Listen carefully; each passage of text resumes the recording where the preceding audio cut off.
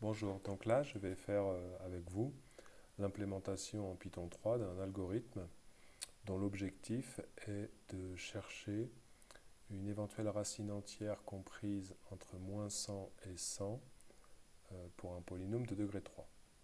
Un polynôme de degré 3 pour lequel les coefficients a, b, c et d sont entiers, parce que Python calcule très bien en valeur exacte avec les nombres entiers. Il y a des petits problèmes quand il calcule avec des nombres qui ne sont pas entiers, même si on peut toujours s'arranger. Alors pour cet algorithme, ce n'était pas obligatoire, mais j'ai décidé d'utiliser une fonction.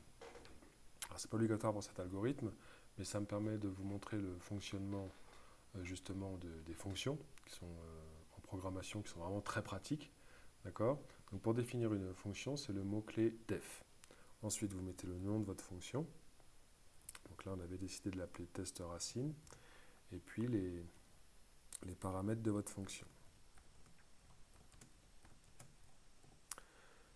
Deux points pour finir la fonction.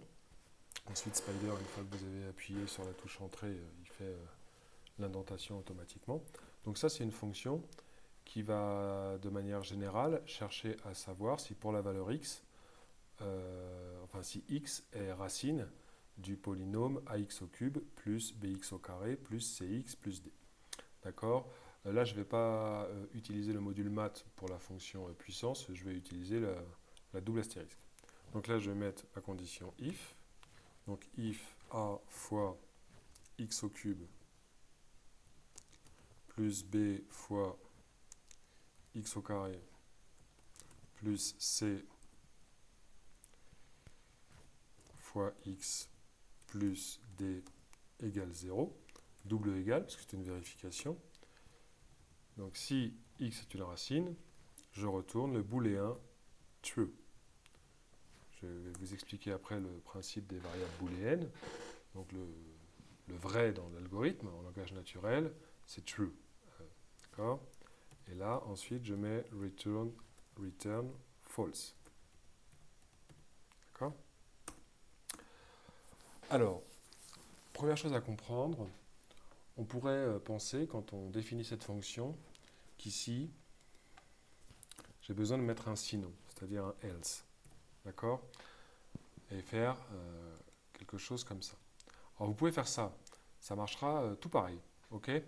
Mais le else, ici, dans ce cas-là, il n'est pas obligatoire quand vous avez le mot-clé return. D'accord. Alors ça, c'est important à comprendre. Parce que le return, quand il y a un return dans une fonction, quand il y a un return qui est effectué, eh ben, la fonction, elle effectue son retour et elle s'arrête. C'est-à-dire qu'elle ne va pas regarder les instructions qu'il y a après. D'accord. C'est pour ça qu'ici, en fait, dans cette fonction, comme j'ai l'utilisation du mot-clé return, comme j'ai un retour, je n'ai pas besoin de mettre le sinon. Il va tester si x est une racine de mon polynôme. Si c'est une racine, il return true et il arrête la fonction. Il ne va pas regarder les instructions qu'il y a après. Par contre, si la condition du if n'est pas réalisée, d'accord. Donc à ce compte-là, ce retour-là, il n'est pas fait. Et là, il va voir ce qu'il y a après le if. Et à ce compte-là, il retournera faux. D'accord. Ça, c'est une première chose à comprendre. Alors, c'est très important, ok, parce qu'on utilise souvent des retours dans une fonction. Toutes les fonctions ne nécessitent pas des retours, mais là, en l'occurrence, la fonction qu'on a, elle en nécessite un. Et si on comprend bien ce que fait le retour, que quand une fonction, elle fait un retour, elle fait son retour et elle s'arrête, c'est-à-dire qu'elle stoppe la fonction, elle ne va pas regarder ce qu'il y a après, avoir les instructions qu'il y a après le retour.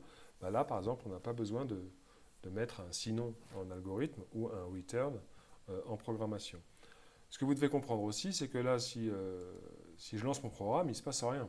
Il ne se passe rien parce que ma fonction, je l'ai définie, mais j'en fais rien. Je ne l'ai pas appelée dans une instruction ou quoi que ce soit, je l'ai juste définie. D'accord. Donc justement, il faudra que ensuite j'appelle cette fonction. Maintenant, je vais demander les coefficients de ma fonction. Alors là, on prend que des coefficients entiers. Donc j'utilise le tube int pour convertir en entier. D'accord. Je vais mettre des guillemets ici. OK. Puis je vais mettre entrée le coefficient de degré 3. OK. Bon, puis je vais répéter ça pour B, C et D. OK. B, C, D. Puis là, c'est le coefficient de degré 2, là, le coefficient de degré 1, et là, le coefficient de degré 0. Puis je vais commencer ce qu'on pourrait appeler mon programme principal. Généralement, j'aime bien mettre deux sauts de ligne après la définition d'une fonction. Donc là, je vais commencer mon programme. Alors pour, c'est for, hein, dans la plupart des langages de programmation. Alors pour i allant de moins 100 à 100, en Python, on utilise l'instruction range, qui me fait une liste d'entiers. Alors, si vous faites ça, ça serait beau. C'est ça qu'il faut faire. Là, on est presque bon. Là, c'est presque pour i allant de moins 100 à 100. Sauf que l'instruction range, elle vous décrit les entiers. Elle commence bien par le premier que vous mettez en paramètre. Par contre, elle s'arrête un cran avant le dernier que vous mettez. C'est-à-dire que si là, je veux que ça décrive tous les entiers de moins 100 à 100, il faut que je fasse range moins 100, 101. Il y a une raison pour ça. Ce n'est pas du tout un bug de Python 3. Il y a une raison pour ça. J'aurai l'occasion éventuellement de vous l'expliquer. D'accord? Donc là, if, je peux reprendre ce qu'il y a là. Par contre, quand vous appelez votre fonction, il n'y a plus le def, bien sûr. Le def, c'est juste pour la définir.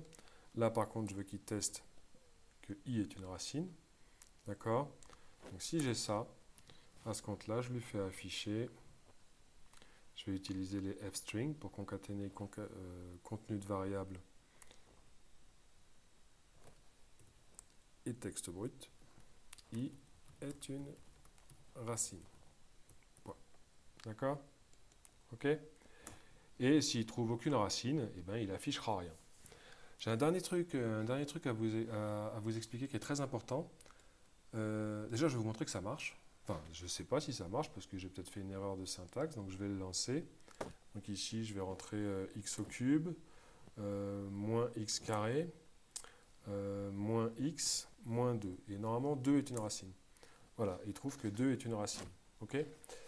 Ce que je voulais vous expliquer, donc ça a l'air de marcher, ça a l'air de fonctionner déjà. OK? Et ce que je voulais vous expliquer, c'est deux derniers points. La condition du if doit vous perturber parce que justement, on a l'impression que ce n'est pas une condition. Généralement, dans un if ou un si en algorithmique, vous mettez quelque chose du style, par exemple, if a égale 2. Sous-entendu, si le contenu de la variable a est égal à 2, vous effectuez les instructions du if. D'accord? Et puis, si ce n'est pas vérifié, ben, vous sautez les instructions du if. Mais ce qu'il faut que vous compreniez, c'est que quand vous rentrez une condition comme ça, if a égale 2, en fait, le if il va être effectué si le retour de a égale 2, c'est true. Parce que ce que fait un langage de programmation quand il a une instruction comme ça, if a égale 2, il va regarder ce qu'il y a dans la variable a, il va le comparer à 2. Si c'est égal, il retourne true. Et si c'est pas égal, il retourne false. Et donc en fait, un if, il est effectué quand la condition du if retourne true. D'accord? Et ici, comme ma fonction, elle retourne justement un booléen, soit true, soit false, et bien, quand i va être une racine de mon polynôme, ça, ce qui est surligné en bleu, ça va retourner true, et il y aura donc if true, et il va effectuer le if. Donc retenez ça, en fait, un if, il est effectué quand le retour de la condition, c'est true. Et quand vous rentrez une condition du type a égale 2, en fait, il y a un retour qui est effectué soit true, si on a bien a égale 2, soit false, si ce n'est pas le cas. D'accord? OK? Par exemple, si vous mettez une instruction toute bête du style if true et effectuez les instructions, eh ben, elles seront toujours effectuées parce que vous avez mis dans votre condition true. D'accord? Autre chose, dernier point, comprenez que ici, quand j'ai défini ma fonction, et généralement c'est plus propre, on préfère faire ça, je peux ici mettre des noms de paramètres à ma fonction générique que j'adapte ici.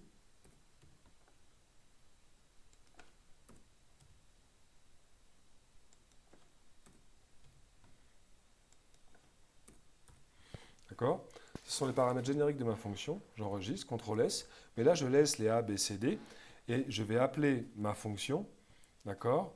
Et le programme, de lui-même, quand je vais appeler la fonction test_racine, il va appliquer cette fonction-là en remplaçant X par I, E par A, F par B, G par C et H par D. Et je peux vous montrer que ça marche. Je fais F5 pour relancer. Je vais rentrer toujours x au cube moins x au carré moins x moins 2, il n'y a pas de problème. Il a travaillé avec le polynôme x au cube moins x au carré moins x moins 2 et il a trouvé que 2 était une racine. D'accord? Donc voilà, il y a beaucoup de petites choses dans ce programme, beaucoup de finesses. C'est pas compliqué, mais essayez de bien comprendre ça parce que c'est important. Alors bien évidemment, ici, j'aurais pu ne pas définir une fonction et puis faire ce test-là, l'intégrer dans mon programme principal, si vous voulez, et puis j'aurais fait afficher, et puis ça aurait très bien marché. Mais comprenez qu'une fonction, c'est pratique, parce que si jamais je faisais un programme où j'ai besoin de tester pour différents polynômes de degré 3 si des nombres sont des racines ou pas, à plusieurs endroits dans mon programme, d'accord? Et bien ici, je n'ai qu'à appeler la fonction. Le calcul où je rentre mes astérix, ma syntaxe, mes doubles astérix, tout ça, ben je ne le fais qu'une fois, je le fais que dans ma fonction. Vous comprenez ce que je veux dire? Après, je peux réutiliser ma fonction. Donc finalement, quand on a un procédé qu'on risque d'utiliser plusieurs fois dans un programme, eh bien c'est bien de le faire qu'une seule fois dans une fonction, et ensuite dans son programme, on appelle la fonction. Voilà.